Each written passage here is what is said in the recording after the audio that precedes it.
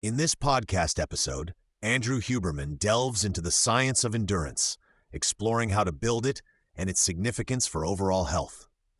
He emphasizes that endurance is not merely about physical capability, it encompasses mental resilience and the intricate interplay of various biological systems.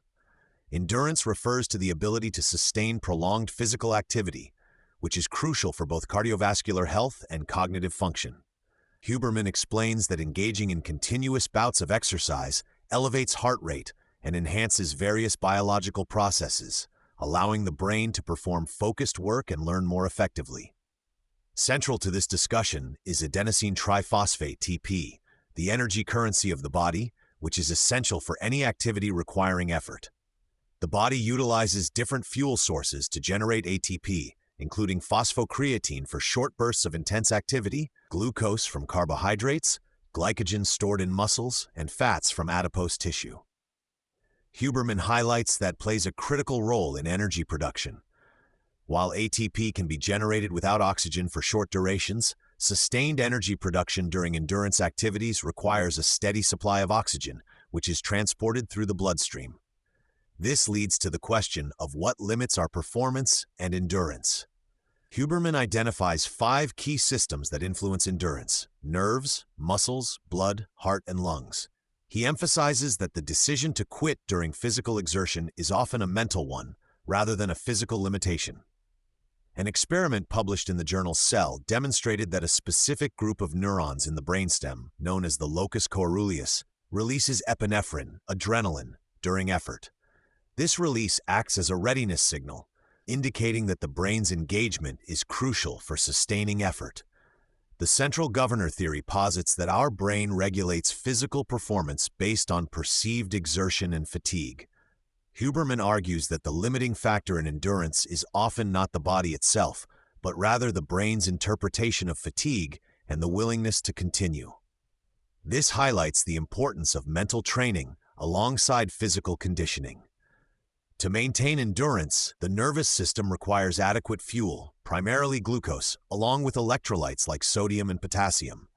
Neurons depend on these elements to generate electrical signals that facilitate muscle contraction and sustained effort. Huberman explains that muscular endurance, the ability of muscles to perform work over time, is distinct from cardiovascular endurance. Muscular endurance can be trained through high-repetition exercises that minimize eccentric loading, which can lead to muscle soreness.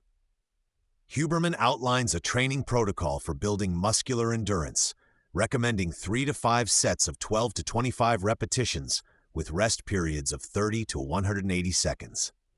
He emphasizes that this type of training enhances the muscle's ability to contract repeatedly without significant fatigue. Long-duration endurance, often associated with activities like running, swimming, or cycling, involves sustained effort over extended periods, typically ranging from 12 minutes to several hours. Huberman explains that this form of endurance is characterized by the efficiency of movement and the body's ability to utilize fuel sources effectively. The adaptations that occur during long-duration training include increased capillary density in muscles, which enhances oxygen delivery and utilization. Engaging in long-duration activities not only improves physical endurance but also contributes to mental resilience.